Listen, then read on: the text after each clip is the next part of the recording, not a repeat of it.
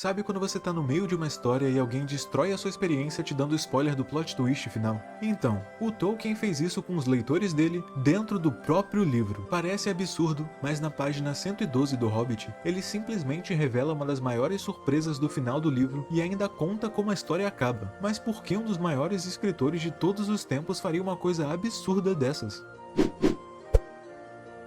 Hoje, nós vamos desvendar o mistério por trás da coisa mais estranha que o Tolkien já fez e entender por que o Hobbit é mais especial do que as pessoas pensam. Eu sei que quando a gente pensa em plot twist, Hobbit é provavelmente a última coisa que vem na nossa mente. Afinal, não tem nenhuma revelação bombástica do tipo o Smaug era o Pedro Pascal disfarçado esse tempo todo! Mas na verdade existem vários tipos de plot twist e nem todos dependem desse tipo de revelação. Um plot twist nada mais é do que uma subversão de expectativa, e existem várias formas de fazer isso. Um plot twist tradicional é quando Tolkien promete pra mim que dentro dessa caixa tem uma capivara, mas em vez disso, tem um Godzilla. Mas também existem plot twists por expansão, que é quando o Tolkien me promete que dentro da caixa tem uma capivara, e quando eu abro ela, realmente tem uma capivara. Mas também tem um Pedro Pascal Godzilla.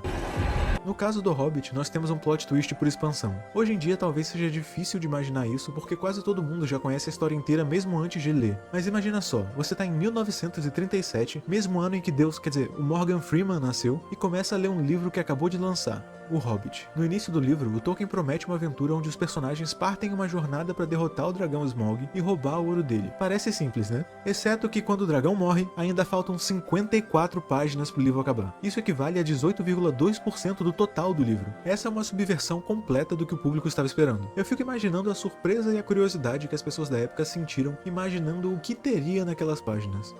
Ou melhor, a curiosidade que elas teriam sentido se o Tolkien não tivesse dado spoiler para elas. Afinal, quando Bilbo e os anões estão viajando com as águias, o Tolkien coloca um parágrafo do nada dizendo: embora o Senhor das Águias, nos tempos que se seguiram, tenha se transformado no Senhor de todas as aves, usando uma coroa de ouro e seus 15 líderes colares dourados feitos do ouro que os anões lhe deram, Bilbo nunca chegou a revê-los, a não ser ao longe, nas alturas, na Batalha dos 5 Exércitos. Mas como isso aparece no final dessa história, não vamos contar mais nada agora. É simplesmente inacreditável que o homem soltou essas aspas e saiu correndo como se nada tivesse acontecido. Mas por quê? Uma hipótese seria a de que ele fez isso para gerar curiosidade nos leitores. E com certeza isso funciona, mas não valeria a pena estragar uma surpresa tão legal em troca de um só parágrafo de curiosidade. Outra possibilidade é de que o Tolkien queria deixar um foreshadowing. Afinal, todo bom plot twist precisa de pistas. Mas uma pista tem que ser sutil, e esse trecho tem a sutileza de um Balrog fazendo quadradinho de 8. Parece que nesse parágrafo ele tá propositalmente tentando chamar atenção para alguma coisa.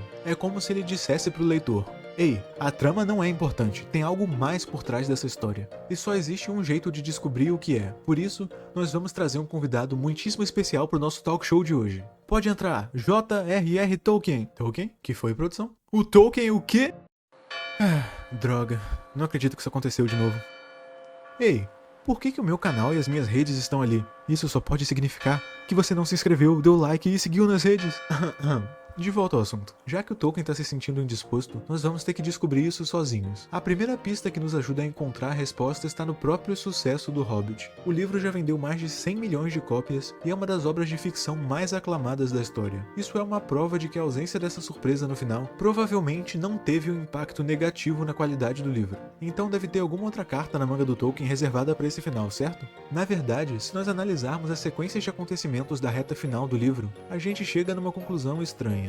Realmente não acontece nenhum grande evento além das coisas que o Tolkien menciona no capítulo das águias. O Bilbo e os anões derrotam o Smaug, lutam na Guerra dos 5 Exércitos e depois o Bilbo volta para casa com uma parte do ouro. Mas se o segredo não tá no que acontece, talvez um bom lugar para procurar seja em como essas coisas acontecem.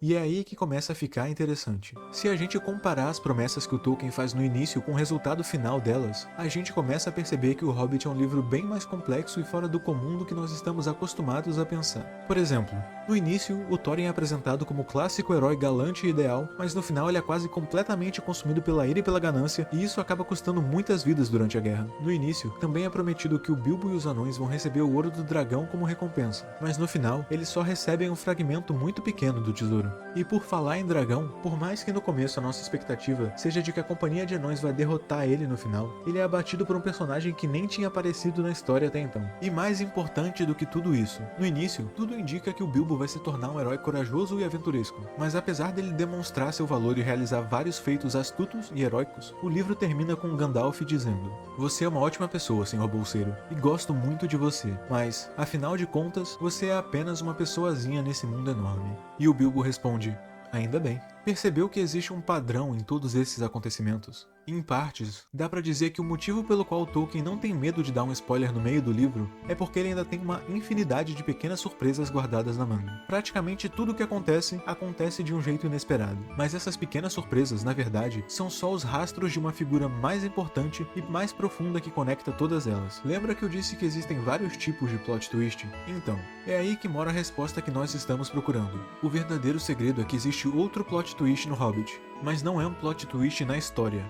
É um plot twist no próprio sentimento e conceito do livro. Isso porque, na superfície, ele parece só mais uma aventura boba e fantasiosa, mas vai aos poucos revelando ser profundamente humano e verdadeiro. O Bilbo parte em uma jornada esperando encontrar uma aventura fantástica e voltar como um herói, mas na realidade ele volta cansado, melancólico, e apesar de ter demonstrado ser habilidoso e bravo, o que ele realmente aprendeu foi a valorizar a gentileza e a bondade cotidiana. Ou como o próprio Thorin diz em suas últimas palavras: "Há mais coisas boas em você do que você sabe, filho do gentil oeste." E se mais de nós dessem mais valor à comida, bebida e música do que a tesouros, o mundo seria mais alegre. Não é à toa que muitas pessoas comparem a jornada do Bilbo à própria jornada do Tolkien lutando na guerra. Mas essas comparações são assunto para outro vídeo. Inclusive, no vídeo passado a gente falou sobre como o silêncio nos quadrinhos é completamente diferente das outras formas de arte. Se você quiser descobrir o porquê, é só clicar aí na tela e assistir. E muito obrigado por assistir até aqui. Agora, eu vou. Mas eu volto.